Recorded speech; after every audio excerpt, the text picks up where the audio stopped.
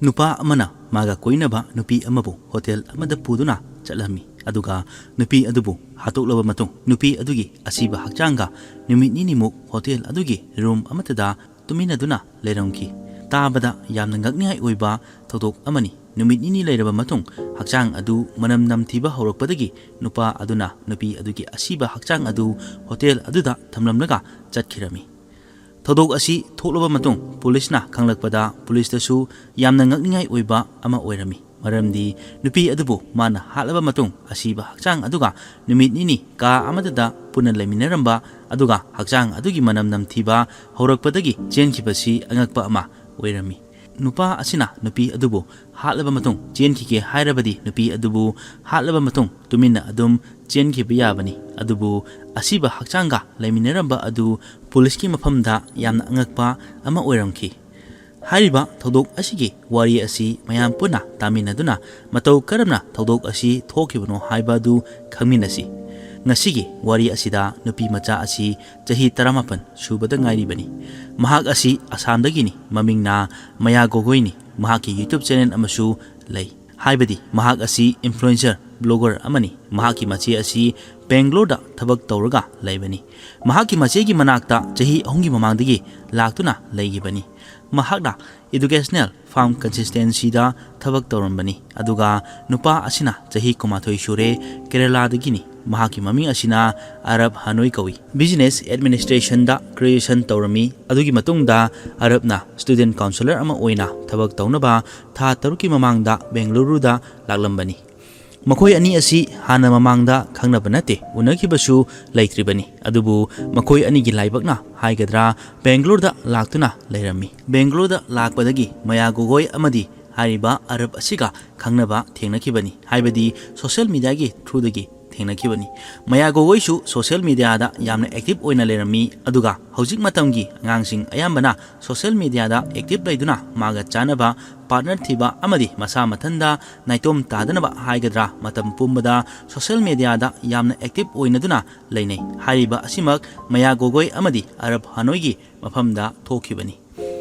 matang asigi tanja asi laujaraga aikoigi subscriber na wari asi tabibasing social media da pung kaya active oina leibage aduga social media da yam active oina leiba asi afaba amara natragana phatabra haibadu comment tawduna adongi oiba mod amamtang thambiramu asumna makoi anina social media gi kuthangda thengnarami wari sanarami aduga makoi ani asi hojik Bangalore da lei haiba khangmadagi makoi ani thengnaduna unarami makoina toina unaba tawduna marup ama oina tinarami adugi matung makoi ani gi mafamda nungshinaba faunarami tamna makoi ani nungshinarami phonda wari kaya ama sanarami message kaya amasu thanarami asumna makoi anina pau faunaba wari sanaba asi tha taruk fajilami Tha taruki matungda haibadi 23 November 2024 asida Bangalore gi Indranagar gi 3-star hotelda mamingna Royal Living hotelda laklami matam asi pung 12 ga minute 38 dani hariba matam asi CCTV footage da ukiba matam adumakni mayamnasu CCTV footage asi uba phangbiramgani angauba machogi tupi upa Arab aduga maga punna lakminakiba maya gogoini makoi anina hotel gi reception yoba matamda yamna harauna nokminaduna leiba uba phangki masina takpadi makoi ani masa yanaduna hotel asida lakibani receptionist lakpa ngaiba oina mayana sofa da phamduna leiringai receptionist laklami aduga Arabna magi phone dagi payment tawrami payment tawraba matung makoi gi room da changkhirami makoina room book tokiba asi 23 November dani aduga makoina room book tokiba asi supnadagi noma khakini asumna mathangi numit 24 November laklami 24 November gi pung 12 gi mamangda check out tawgadabani karigumba pung 12 gi matungda tawrabadi madugi tonganba extra charge lakadoribani reception call tawduna hanglami nakoina ngasi pung 12 gi mamangda check out tawgadabani matam aduda Arabna horen evening da check out toge maduda taba nakoi gi charge sing adu pege hairami reception gi mioi aduna su hoi haduna call adu thamlami asumna evening gi matam yorklami adubu makoina check out tobagi wafam leiramde Arabna reception da makoi matam adu extend tobinaba hairami hayeng oina check out toge hairami makoina 24 November da check out togudabani adubu 25 November fauba extend tawnaba hairamki ꯃꯊꯪꯒꯤ ꯅꯨꯃꯤꯠ 25 November ꯌꯧꯔꯛꯄꯗ ꯔꯤꯁꯦꯞꯁꯟꯗꯒꯤ Arab ꯑꯃꯗꯤ ꯃꯌꯥꯅ ꯂꯩꯔꯤꯕ room ꯑꯗꯨꯗ call ꯇꯧꯔꯛꯂꯝꯃꯤ꯫ ꯑꯔꯕꯅ call ꯑꯗꯨ ꯄꯥꯏꯈꯠꯇꯨꯅ ꯃꯇꯝ ꯑꯗꯨꯗꯁꯨ ꯅꯨꯃꯤꯠ ꯑꯃꯒ ꯑꯦꯛꯁꯇꯦꯟ ꯇꯧꯅꯕ ꯍꯥꯏꯔꯝꯃꯤ꯫ ꯃꯗꯨꯗ ꯇꯥꯕ ꯁꯦꯜ ꯀꯌꯥꯅꯣ ꯍꯥꯏꯔꯤꯕ ꯕꯤꯜ ꯑꯗꯨ ꯑꯩꯈꯣꯏꯅ ꯂꯣꯏꯅ ꯐꯨꯜ ꯄꯦꯗ ꯇꯧꯒꯅꯤ ꯍꯥꯏꯗꯨꯅ 26 ꯅꯕꯦꯝꯕꯔꯗ ꯆꯦꯛ ꯑꯥꯎꯠ ꯇꯧꯒꯦ ꯍꯥꯏꯔꯝꯃꯤ꯫ ꯍꯣꯇꯦꯜ ꯑꯗꯨꯁꯨ ꯑꯇꯣꯞꯄ ꯕꯨꯀꯤꯡ ꯂꯩꯇꯕꯗꯒꯤ ꯃꯈꯣꯏꯁꯨ ꯍꯣꯏ ꯍꯥꯏꯔꯝꯈꯤ꯫ ꯃꯈꯣꯏꯒꯤꯗꯤ ꯀꯨꯏꯅ ꯁꯥꯡꯅ ꯂꯩꯊꯔꯕꯁꯨ ꯃꯗꯨꯒꯤ ꯆꯞ ꯆꯥꯕ ꯁꯦꯜ ꯐꯪꯒꯗꯧꯔꯤꯕꯅꯤ꯫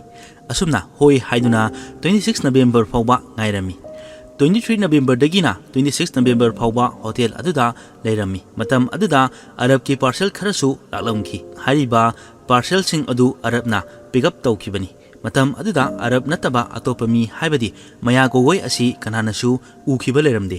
ꯄꯣꯠꯆꯩ ꯈꯛ ꯑꯣꯔꯗꯔ ꯇꯧꯕ ꯅꯠꯇꯅ ꯃꯈꯣꯏꯅ ꯆꯥꯅ ꯊꯛꯅꯕꯁꯤꯡꯁꯨ ꯑꯣꯔꯗꯔ ꯇꯧꯔꯝꯃꯤ꯫ ꯑꯗꯨꯕꯨ ꯃꯇꯝ ꯑꯁꯤꯗꯗꯤ ꯀꯔꯤꯁꯨ ꯑꯀꯥꯏꯕ ꯂꯩꯔꯝꯗ꯭ꯔꯤ꯫ ꯑꯁꯨꯝꯅ 26 ꯅꯕꯦꯝꯕꯔ ꯌꯧꯔꯛꯄꯗ ꯑꯌꯨꯛꯀꯤ ꯄꯨꯡ 9:19 ꯇꯥꯕ ꯃꯇꯝꯗ ꯑꯔꯕ ꯃꯊꯟꯗ ꯍꯣꯇꯦꯜꯒꯤ ꯃꯄꯥꯟꯗ ꯑꯉꯧꯕ ꯃꯆꯨꯒꯤ ꯇꯨꯄꯤ ꯎꯞꯂꯒ ꯆꯠꯈꯤꯕ CCTV ꯐꯨꯇꯦꯖꯇ ꯎꯔꯝꯃꯤ꯫ ꯃꯌꯥꯝꯁꯨ ꯍꯥꯏꯔꯤꯕ CCTV ꯐꯨꯇꯦꯖ ꯑꯁꯤꯗ ꯎꯕ ꯐꯪꯕꯤꯒꯅꯤ꯫ ꯑꯁꯨꯝꯅ ꯑꯌꯨꯛꯇꯒꯤ ꯊꯣꯛꯈꯤꯕ ꯑꯁꯤꯅ ꯃꯐꯝ ꯈꯪꯗꯅ ꯃꯥꯡꯈꯤꯔꯝꯃꯤ꯫ ꯍꯣꯇꯦꯜ ꯑꯁꯤꯒꯤ ꯆꯦꯛ ꯑꯥꯎꯠ ꯇꯧꯒꯗꯕ ꯑꯁꯤ ꯄꯨꯡ 12ꯗꯅꯤ꯫ ꯑꯗꯨꯕꯨ ꯃꯈꯣꯏꯅ ꯆꯦꯛ ꯑꯥꯎꯠ ꯇꯧꯕꯒꯤ ꯃꯇꯝ ꯌꯧꯔꯛꯂꯕ ꯐꯥꯎꯕ ꯊꯣꯔꯛꯇꯕ ꯑꯁꯤꯗ ꯔꯤꯁꯦꯞꯁꯟꯗ ꯂꯩꯕ ꯁ꯭ꯇꯥꯐ ꯑꯃꯅ ꯃꯈꯣꯏꯅ ꯂꯩꯔꯤꯕ ꯀꯥ ꯑꯗꯨꯒꯤ ꯂꯦꯟꯂꯥꯏꯟ ꯅꯝꯕꯔꯗ ꯀꯣꯜ ꯇꯧꯔꯝꯃꯤ꯫ ꯑꯗꯨꯕꯨ ꯍꯥꯏꯔꯤꯕ ꯀꯣꯜ ꯑꯗꯨ ꯃꯈꯣꯏꯅ ꯄꯥꯏꯈꯠꯂꯝꯈꯤꯗꯦ꯫ ꯑꯁꯨꯝꯅ ꯂꯦꯟꯂꯥꯏꯟ ꯅꯝꯕꯔꯗ ꯍꯟꯖꯤꯟ ꯍꯟꯖꯤꯟ ꯀꯣꯜ ꯇꯧꯔꯕꯁꯨ ꯄꯥꯏꯈꯠꯂꯛꯇꯕ ꯑꯗꯨꯗ ꯃꯈꯣꯏꯅ ꯍꯣꯇꯦꯜ ꯕꯨꯛ ꯇꯧꯕꯗ ꯄꯤꯔꯝꯕ ꯗꯤꯇꯦꯜꯁꯤꯡ ꯑꯗꯨꯗ ꯃꯈꯣꯏꯒꯤ ꯃꯣꯕꯥꯏꯜ ꯅꯝꯕꯔ ꯂꯧꯊꯣꯛꯇꯨꯅ ꯀꯣꯜ ꯇꯧꯔꯝꯃꯤ꯫ ꯑꯗꯨꯕꯨ ꯃꯣꯕꯥꯏꯜ ꯅꯝꯕꯔ ꯑꯗꯨ ꯁ꯭ꯋꯤꯆ ꯑꯣꯐ ꯂꯩꯔꯝꯈꯤ꯫ ꯑꯗꯨꯒꯤ ꯃꯇꯨꯡ 2-3ꯔꯛ ꯑꯃꯨꯛꯀ ꯀꯣꯜ ꯇꯧꯔꯝꯃꯤ꯫ ꯑꯗꯨꯗꯁꯨ ꯀꯣꯜ ꯑꯗꯨ ꯄꯥꯏꯈꯠꯂꯛꯇꯕꯗꯒꯤ ꯃꯤ ꯑꯃ ꯊꯥꯗꯨꯅ ꯃꯈꯣꯏꯅ ꯂꯩꯔꯤꯕ ꯀꯥ ꯑꯗꯨꯕꯨ ꯌꯦꯡꯁꯤꯟꯅꯕ ꯍꯥꯏꯔꯝꯃꯤ꯫ ꯁ꯭ꯇꯥꯐ ꯑꯃꯅ ꯑꯔꯕ ꯈꯣꯏꯅ ꯂꯩꯔꯤꯕ ꯀꯥ ꯑꯗꯨꯗ ꯆꯠꯇꯨꯅ ꯗꯣꯔꯕꯦꯜ ꯅꯝꯗꯨꯅ ꯊꯣꯡ ꯍꯥꯡꯅꯕ ꯍꯥꯏꯔꯝꯃꯤ꯫ ꯑꯗꯨꯕꯨ ꯀꯅꯥ ꯑꯃꯠꯇꯅ ꯊꯣꯔꯛꯈꯤꯗꯦ꯫ ꯉꯥꯏꯍꯥꯛ ꯉꯥꯏꯔꯕ ꯃꯇꯨꯡ ꯑꯔꯕ ꯍꯣꯏꯅ ꯂꯩꯔꯤꯕ ꯀꯥ ꯑꯗꯨꯒꯤ ꯊꯣꯡ ꯑꯁꯤ ꯈꯔ ꯀꯥꯡꯂꯒ ꯂꯩꯔꯝꯈꯤ꯫ ꯍꯥꯏꯕꯗꯤ ꯊꯣꯡ ꯑꯗꯨ ꯂꯣꯛ ꯂꯩꯔꯝꯈꯤꯗꯦ꯫ ꯍꯣꯇꯦꯜ ꯑꯗꯨꯒꯤ ꯁ꯭ꯇꯥꯐꯅ ꯊꯣꯡ ꯑꯗꯨ ꯏꯟꯗꯨꯅ ꯍꯥꯡꯂꯨꯕꯅꯤ꯫ ꯃꯇꯝ ꯑꯗꯨꯗ ꯀꯥ ꯑꯗꯨꯒꯤ ꯃꯅꯨꯡꯗꯒꯤ ꯌꯥꯝꯅ ꯀꯥ ꯍꯦꯟꯅ ꯅꯝꯊꯤꯕ ꯃꯅꯝ ꯑꯃ ꯂꯥꯛꯂꯝꯃꯤ꯫ ꯃꯇꯝ ꯑꯗꯨꯗ ꯁ꯭ꯇꯥꯐ ꯑꯗꯨꯅ ꯀꯥ ꯑꯗꯨꯒꯤ ꯃꯄꯥꯟꯗ ꯊꯣꯔꯛꯂꯝꯃꯤ꯫ ꯃꯅꯝ ꯑꯗꯨ ꯈꯔ ꯃꯈꯩ ꯃꯥꯡꯈꯤꯔꯝꯃꯤ꯫ ꯍꯥꯏꯕꯗꯤ ꯃꯅꯝ ꯑꯗꯨ ꯐꯈꯤꯔꯝꯃꯤ꯫ ꯁ꯭ꯇꯥꯐꯅꯁꯨ ꯑꯉꯛꯄ ꯑꯃ ꯐꯥꯎꯔꯝꯈꯤ꯫ ꯀꯔꯤ ꯀꯔꯝꯕ ꯄꯣꯠꯁꯛꯀꯤ ꯃꯅꯝ ꯑꯣꯏꯒꯅꯤ ꯑꯁꯨꯛ ꯅꯝꯊꯤꯕ ꯃꯅꯝ ꯑꯁꯤꯕꯨ ꯍꯥꯏꯗꯨꯅ ꯑꯃꯨꯛꯀ ꯀꯥ ꯑꯗꯨꯗ ꯆꯪꯗꯨꯅ ꯌꯦꯡꯂꯨꯕꯅꯤ꯫ ꯑꯗꯨꯕꯨ ꯐꯃꯨꯡ ꯑꯗꯨꯗ ꯅꯨꯄꯤ ꯑꯃꯒꯤ ꯑꯁꯤꯕ ꯍꯛꯆꯥꯡ ꯇꯥꯗꯨꯅ ꯂꯩꯔꯝꯕꯅꯤ꯫ ꯍꯛꯆꯥꯡ ꯈꯔ ꯕ꯭ꯂꯥꯡꯀꯦꯠꯅ ꯀꯨꯞꯁꯤꯜꯂꯝꯃꯤ꯫ ꯕ꯭ꯂꯥꯡꯀꯦꯠ ꯑꯗꯨ ꯏ ꯈꯔꯁꯨ ꯇꯩꯔꯝꯈꯤ꯫ ꯍꯥꯏꯔꯤꯕ ꯑꯗꯨ ꯎꯕꯗ ꯍꯣꯇꯦꯜ ꯑꯗꯨꯒꯤ ꯁ꯭ꯇꯥꯐꯅ ꯄꯥꯈꯠꯇꯨꯅ ꯔꯤꯁꯦꯞꯁꯟꯗ ꯆꯦꯟꯊꯔꯝꯃꯤ ꯑꯗꯨꯒ ꯍꯥꯏꯔꯤꯕ ꯊꯧꯗꯣꯛꯁꯤꯡ ꯑꯗꯨ ꯇꯝꯂꯝꯃꯤ꯫ ꯍꯥꯏꯔꯤꯕ ꯑꯗꯨ ꯇꯥꯕꯗ ꯈꯨꯗꯛꯇ ꯄꯨꯂꯤꯁꯇ ꯀꯣꯜ ꯇꯧꯗꯨꯅ ꯊꯧꯗꯣꯛ ꯄꯨꯝꯕ ꯇꯝꯂꯝꯃꯤ꯫ ꯉꯥꯏꯍꯥꯛ ꯂꯩꯔꯕ ꯃꯇꯨꯡ ꯄꯨꯂꯤꯁꯅ ꯃꯐꯝ ꯑꯗꯨꯗ ꯂꯥꯛꯇꯨꯅ ꯊꯧꯗꯣꯛ ꯑꯗꯨꯕꯨ ꯌꯦꯡꯁꯤꯜꯂꯝꯃꯤ꯫ ꯐꯃꯨꯡ ꯑꯗꯨꯒꯤ ꯃꯊꯛꯇ ꯅꯥꯏꯂꯣꯟꯒꯤ ꯊꯧꯔꯤ, ꯏ ꯇꯩꯔꯕ ꯕ꯭ꯂꯥꯡꯀꯦꯠ, ꯃꯣꯕꯥꯏꯜ ꯐꯣꯟ, ꯄꯣꯠꯆꯩ ꯈꯔ ꯆꯈꯥꯏꯗꯨꯅ ꯂꯩꯔꯝꯃꯤ꯫ ꯍꯥꯏꯔꯤꯕ ꯊꯧꯗꯣꯛ ꯑꯗꯨ ꯌꯦꯡꯁꯤꯜꯂꯨꯕꯗ ꯃꯤꯑꯣꯏ ꯑꯃꯅ ꯍꯥꯏꯕꯗꯤ ꯑꯔꯕꯅ ꯍꯥꯠꯄꯅꯤ ꯍꯥꯏꯕ ꯈꯪꯂꯝꯈꯤ꯫ ꯍꯥꯏꯔꯤꯕ ꯍꯛꯆꯥꯡ ꯑꯁꯤ ꯄꯣꯁꯠꯃꯣꯔꯇꯦꯝ ꯇꯧꯅꯕꯒꯤꯗꯃꯛ ꯊꯥꯈꯤꯔꯝꯃꯤ꯫ ꯍꯥꯏꯔꯤꯕ ꯑꯁꯤꯕ ꯍꯛꯆꯥꯡ ꯑꯁꯤ ꯑꯇꯩ ꯀꯅꯥꯒꯤꯁꯨ ꯅꯠꯇꯦ꯫ ꯉꯁꯥꯏ ꯃꯃꯥꯡꯗ ꯍꯔꯥꯎ ꯍꯔꯥꯎꯅ ꯍꯣꯇꯦꯜꯗ ꯑꯔꯕꯒ ꯄꯨꯟꯅ ꯂꯥꯛꯃꯤꯟꯅꯈꯤꯕ ꯃꯌꯥꯒꯣꯒꯣꯏꯅꯤ꯫ 23 ꯅꯕꯦꯝꯕꯔꯗ ꯃꯈꯣꯏꯅ ꯍꯣꯇꯦꯜꯗ ꯆꯦꯛ ꯏꯟ ꯇꯧꯕꯅꯤ꯫ ꯑꯗꯨꯒ ꯅꯕꯦꯝꯕꯔꯒꯤ 26ꯇ ꯃꯌꯥꯒꯤ ꯊꯋꯥꯏ ꯌꯥꯎꯗ꯭ꯔꯕ ꯑꯁꯤꯕ ꯍꯛꯆꯥꯡ ꯑꯣꯏꯅ ꯐꯪꯈꯤꯕꯅꯤ꯫ ꯑꯁꯨꯝꯅ ꯄꯨꯂꯤꯁꯅ ꯃꯥꯒ ꯂꯥꯛꯃꯤꯟꯅꯔꯝꯕ ꯃꯤꯑꯣꯏ ꯑꯗꯨ ꯀꯗꯥꯏꯗ ꯆꯠꯈ꯭ꯔꯦ ꯍꯥꯏꯅ ꯍꯪꯂꯝꯃꯤ꯫ ꯃꯇꯝ ꯑꯗꯨꯗ ꯍꯣꯇꯦꯜꯒꯤ ꯁ꯭ꯇꯥꯐꯁꯨ ꯑꯔꯕ ꯑꯁꯤ ꯀꯗꯥꯏꯗ ꯆꯠꯈ꯭ꯔꯕꯅꯣ ꯍꯥꯏꯕ ꯈꯪꯂꯝꯗꯦ꯫ ꯀꯣꯜ ꯇꯧꯔꯕꯁꯨ ꯁ꯭ꯋꯤꯆ ꯑꯣꯐ ꯂꯩ ꯍꯥꯏꯔꯝꯈꯤ꯫ ꯄꯨꯂꯤꯁꯅ CCTV ꯐꯨꯇꯦꯖ ꯌꯦꯡꯅꯕ ꯍꯥꯏꯔꯝꯕꯅꯤ꯫ ꯃꯇꯝ ꯑꯗꯨꯗ ꯄꯨꯡ 9:18 ꯇꯥꯕ ꯃꯇꯝꯗ ꯈꯣꯡꯖꯦꯜ ꯌꯥꯡꯅ ꯑꯔꯕꯅ ꯆꯠꯈꯤꯕ ꯑꯗꯨ ꯎꯔꯝꯕꯅꯤ꯫ ꯍꯥꯏꯔꯤꯕ ꯅꯨꯃꯤꯠ ꯑꯗꯨꯗꯒꯤ ꯑꯔꯕ ꯑꯁꯤ ꯃꯥꯡꯈꯤꯕꯅꯤ꯫ ꯄꯨꯂꯤꯁꯅ ꯍꯣꯇꯦꯜꯒꯤ ꯔꯤꯁꯦꯞꯁꯟꯒꯤ ꯔꯦꯖꯤꯁꯇꯔꯗ ꯏꯁꯤꯜꯂꯝꯕ ꯐꯣꯟ ꯅꯝꯕꯔ ꯑꯗꯨ ꯂꯧꯗꯨꯅ ꯀꯣꯜ ꯇꯧꯕꯅꯤ꯫ ꯃꯇꯝ ꯑꯗꯨꯗꯁꯨ ꯁ꯭ꯋꯤꯆ ꯑꯣꯐ ꯂꯩꯔꯝꯃꯤ꯫ ꯄꯨꯂꯤꯁꯅ ꯑꯔꯕꯀꯤ ꯅꯝꯕꯔ ꯑꯗꯨ ꯂꯧꯗꯨꯅ CDR ꯍꯥꯏꯕꯗꯤ ꯀꯣꯜ ꯗꯤꯇꯦꯜꯁ ꯌꯦꯡꯂꯝꯕꯅꯤ꯫ ꯑꯔꯕꯀꯤ ꯃꯣꯕꯥꯏꯜ ꯑꯁꯤ ꯑꯌꯨꯛ ꯄꯨꯡ 9:30 ꯑꯗꯨꯋꯥꯏꯗ ꯑꯣꯟ ꯂꯩꯔꯝꯈꯤ꯫ ꯑꯗꯨꯒ ꯃꯣꯕꯥꯏꯜ ꯑꯃꯗ ꯀꯣꯜ ꯇꯧꯔꯝꯈꯤ꯫ ꯍꯥꯏꯕꯗꯤ ꯃꯥꯒꯤ ꯃꯣꯕꯥꯏꯜ ꯐꯣꯟꯗꯒꯤ ꯀꯦꯕ ꯑꯃꯁꯨ ꯕꯨꯛ ꯇꯧꯔꯝꯈꯤ꯫ ꯑꯔꯕꯅ ꯀꯦꯕ ꯑꯗꯨ ꯔꯦꯜꯋꯦ ꯁ꯭ꯇꯦꯁꯟ ꯆꯠꯅꯕꯒꯤꯗꯃꯛ ꯕꯨꯛ ꯇꯧꯈꯤꯕꯅꯤ꯫ ꯀꯦꯕꯀꯤ ꯗ꯭ꯔꯥꯏꯚꯔ ꯑꯗꯨꯁꯨ ꯄꯨꯂꯤꯁꯅ ꯀꯧꯗꯨꯅ ꯋꯥꯍꯪ ꯄꯥꯎꯍꯪ ꯇꯧꯔꯝꯈꯤ꯫ ꯍꯥꯏꯔꯤꯕ ꯅꯨꯄꯥ ꯑꯁꯤ ꯅꯪꯅ ꯃꯐꯝ ꯀꯗꯥꯏꯗ ꯊꯤꯜꯂꯝꯕꯅꯣ ꯍꯪꯕꯗ ꯗ꯭ꯔꯥꯏꯚꯔ ꯑꯗꯨꯅ ꯃꯥꯅꯗꯤ ꯔꯦꯜꯋꯦ ꯁ꯭ꯇꯦꯁꯟ ꯐꯥꯎꯕ ꯊꯤꯟꯈꯤꯕꯅꯤ ꯍꯥꯏꯔꯝꯃꯤ꯫ ꯍꯥꯏꯔꯤꯕ ꯑꯁꯤ ꯃꯌꯥꯝꯅꯁꯨ ꯈꯪꯅꯔꯝꯈꯤ꯫ ꯑꯗꯨꯕꯨ ꯍꯥꯏꯔꯤꯕ ꯑꯁꯤꯒꯤ ꯃꯈꯥꯗ ꯑꯔꯕ ꯑꯁꯤ ꯀꯗꯥꯏꯗ ꯆꯠꯈꯤꯕꯅꯣ ꯍꯥꯏꯕ ꯑꯁꯤ ꯋꯥꯍꯪ ꯑꯣꯏꯅ ꯍꯪꯅꯔꯤ꯫ Hariba matam asida mayagi mobile number lothokuna mayagi CDR lothoklami matam aduda magi mache amaga Bengaluru da leibani haiba khanglami asumna macheda call toduna kaurami aduga makha taba wahang khara hanglami magi mache aduna shu Arab amadi maya asi tha taruki mamangda marup ama oina tinakibani Arab asi jahi kumathoi oirangani aduga maya asina jahi 18 surabani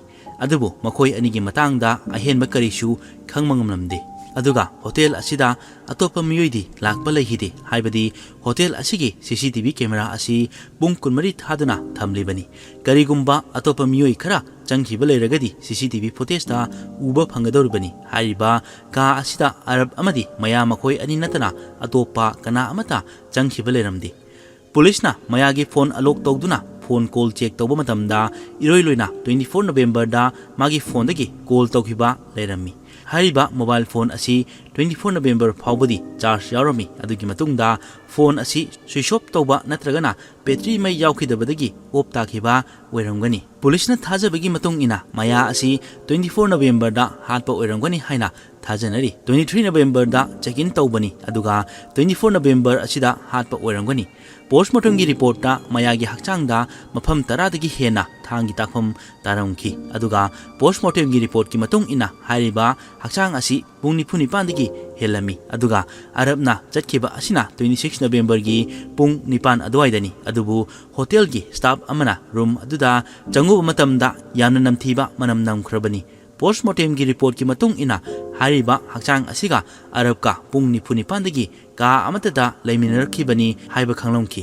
mayabu hatuklaba matung siraba hakchang aduga ka amatada punan numit nini tuminaramba asi amuka hena angakpa amadi oirami hariba matam asida Arabna nylon gi thauri order tawramba aduga chana thaknabasu order tawromkhibani Arab ki masada karishu akiba leitana thodok asibu tawromkhibani police na makoi call details yenguba matamda Arab amadi maya makoi anina tha manga mamangdagi lisinglak call tawba amadi lisinglak message thanakibagi details lerami aduga hotel adugi room da Arab ki bag adusu thandoklomkhibani mana hotel da check in tawba matamda purukiba bag adu hotel adugi room aduda thandoktuna mahakna chenkhibani Arabna hotel da leina nylon gi thauri order tawkhibani aina mamangda su hajakre adubu maya haliba asidi thangna thinduna hatkibani aduga thang asi order tawduna lawkhibanate masina takpadi thang asi hanana plan tawraga thang asi purakhibani Arabna hana mamangdagi maya asibu hotel da puraklaga hatnabagi plan tawduna lakhrabani adubu kari marumgi damak maya asibu hatlibano haiba asini Arabna 26 November gi ayuk pung 9 ga minute 18 da chatkibani Arabna chatke hairabadi November gi tang 19 da su chatkiba yaribani Arabna hariba matam aduda chatana asiba hakchang aduga pung 9 hena ka amatada punna tuminaduna leiramba asi police ki mafamda tatana wahang ama oina hangli haibadi angakpa ama oire police na thigatpagi matung ina Arabna hariba hakchang asi halaba matungda hakchang asibu makak kakthatlaga atopa mafam amada hundoknaba plan tawramba oiramba su yai haina thajanari hojik mi ama hatpa haibasi karisu leitana khanarakli aduga hatlaba matungda mi adugi hakchang adubu makak kaya thokna kakthatlaga hundokpa kaya ama leikhrebani adubu hariba miyoising adusu police na phaduna mana tawruriba thabak adugi matung ina cherak phangkiba ngaktani aduga ngasigi hariba case asidasu Arabpu police na phanaba kuithi thiri athuba matamda Arabpu su phagani haduna police na thajaba piri Arab ki imung manunggi miyoisingna hairakpada magi mafamda sel karisu leihibanate mana sel yaudana kayam kuina mafam kadaida lotkani arapa mafamda chatlamoi haiba wafam thamlaki asumna police ki thajaba du manghandana haibadi police na Arabpu phakhirami asiba hakchanga pung 9 hena leiminaramba manam namthiba adugi manakta tumlamba asi kari marumgi damak tawribano haina hangba matamda hojingmaki oinadi Arabna haidurakpa leitri adubu Arab ki mafamda karigumba jingnaba khara leibadagi Arabna maya gogoibu revenge lobagi damak hatpa oirambasu yai haina thajanari adubu hariba asi kari marumgi damak hatkibano haiba adu makhatana ngaiminasi ꯊꯧꯗꯣꯛ ꯑꯁꯤꯒꯤ ꯋꯥꯔꯤ ꯑꯁꯤ ꯃꯌꯥꯝꯒꯤ ꯃꯐꯝꯗ share ꯇꯧꯖꯔꯤꯕ ꯑꯁꯤꯗꯤ ꯍꯧꯖꯤꯛ ꯆꯥꯎꯈꯠꯂꯛꯄꯒꯤ ꯃꯇꯨꯡ ꯏꯟꯅ ꯏꯟꯈꯠꯂꯛꯂꯤꯕ ꯅꯨꯄꯤ ꯃꯆꯥ ꯑꯃꯗꯤ ꯅꯨꯄꯥ ꯃꯆꯥꯁꯤꯡ ꯑꯁꯤ ꯐꯤꯖꯤꯀꯦꯜ ꯔꯤꯂꯦꯁꯟ ꯊꯝꯕꯗ ꯀꯔꯤꯁꯨ ꯑꯀꯥꯏꯕ ꯂꯩꯇꯕꯒꯨꯝ ꯈꯟꯅꯔꯛꯂꯤ ꯉꯁꯤꯅ ꯑꯃꯒ ꯍꯌꯦꯡꯅ ꯑꯃꯒ ꯊꯝꯒꯅꯤ ꯍꯥꯏꯗꯨꯅ ꯀꯔꯤꯁꯨ ꯀꯤꯅꯤꯡꯉꯥꯏ ꯂꯩꯇꯅ ꯍꯤꯡꯅꯔꯤ ꯃꯁꯤꯗ ꯍꯣꯇꯦꯜ ꯋꯥꯏꯗꯨꯅ ꯅꯨꯄꯥ ꯅꯨꯄꯤ ꯎꯅꯐꯝ ꯑꯣꯏꯔꯤ ꯑꯗꯨꯒ ꯍꯣꯇꯦꯜꯒꯤ ꯃꯄꯨꯁꯤꯡꯁꯨ ꯃꯈꯣꯏꯒꯤ ꯁꯦꯜ ꯈꯔ ꯐꯪꯂꯕꯗꯤ ꯕꯤꯖꯤꯅꯦꯁ ꯂꯩꯔꯕꯗꯤ ꯍꯥꯏꯗꯨꯅ ꯅꯤꯌꯣꯝ ꯆꯨꯝꯕ ꯆꯨꯝꯗꯕ ꯊꯤꯗꯅ ꯂꯣꯏꯅ ꯊꯥꯖꯤꯜꯂꯤ ꯕꯨꯛ ꯇꯧꯍꯜꯂꯤ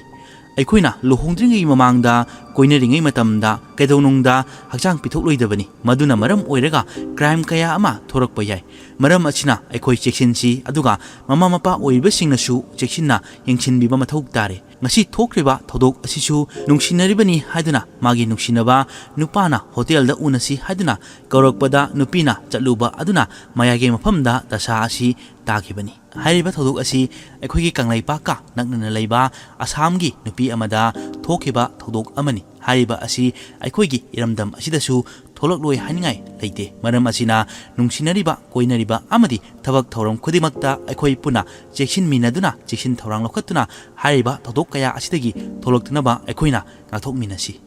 ꯃꯁꯤꯅꯤ ꯉꯁꯤꯒꯤ ꯑꯁꯦꯡꯕ ꯊꯣꯛꯈꯤꯕ ꯊꯣꯛꯍꯟꯅꯤꯡꯗꯕ ꯌꯥꯝꯅ ꯅꯨꯡꯉꯥꯏꯇꯕ ꯊꯧꯗꯣꯛ ꯑꯃꯒꯤ ꯋꯥꯔꯤ ꯃꯌꯥꯝꯅ ꯋꯥꯔꯤ ꯑꯁꯤ ꯇꯥꯕꯤꯔꯕ ꯃꯇꯨꯡꯗ ꯑꯗꯣꯝꯗ ꯀꯔꯤ ꯐꯥꯎꯕꯤꯕꯒꯦ ꯍꯥꯏꯕ ꯑꯗꯨ ꯀꯃꯦꯟ ꯇꯧꯗꯨꯅ ꯈꯪꯍꯟꯕꯤꯔꯛꯎ ꯑꯗꯨꯒ ꯆꯦꯅꯦꯜ ꯑꯁꯤꯕꯨ ꯁꯄꯣꯔꯠ ꯇꯧꯕꯤꯗꯨꯅ ꯂꯥꯏꯛ ꯁꯦꯌꯔ ꯀꯃꯦꯟ ꯑꯃꯗꯤ ꯁꯕꯁꯀ꯭ꯔꯥꯏꯕ ꯇꯧꯕ ꯀꯥꯎꯕꯤꯒꯅꯨ